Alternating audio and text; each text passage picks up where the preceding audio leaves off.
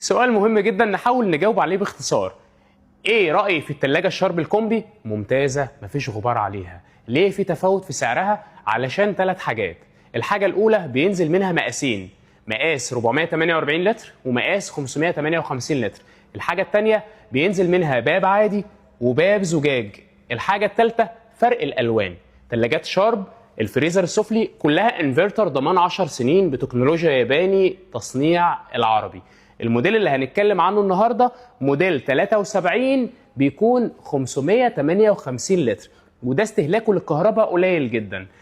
لو بصينا عليها من جوه من فوق، دي بتكون الكابينه، ادي رف 2 3 4 ودرجين خضار وحافظه، والرف ده متحرك عشان مساحه تخزينيه براحتك زي ما انت عايز.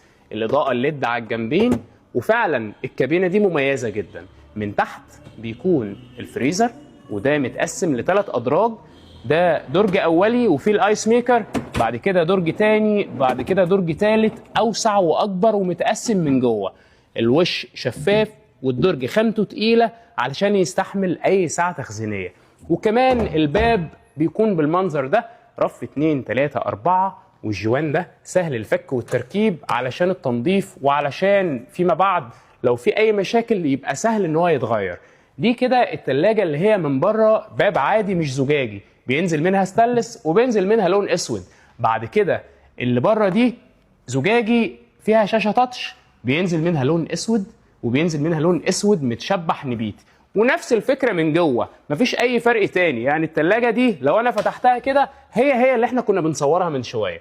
تلاجات شارب غنية عن التعريف، ومؤخرا في شهر نوفمبر اللي احنا بنصور فيه دلوقتي شركة العربي عاملة عليها عروض، وسعر التلاجة دي تحت ال50,000 لو الباب العادي، وفوق ال50 بحاجات بسيطة لو الباب الزجاجي. ده عرض مؤقت حتى نفاذ الكمية، بنطبقه في معارض الحرم السيد صبري في فروع المنصورة ودمياط الجديدة.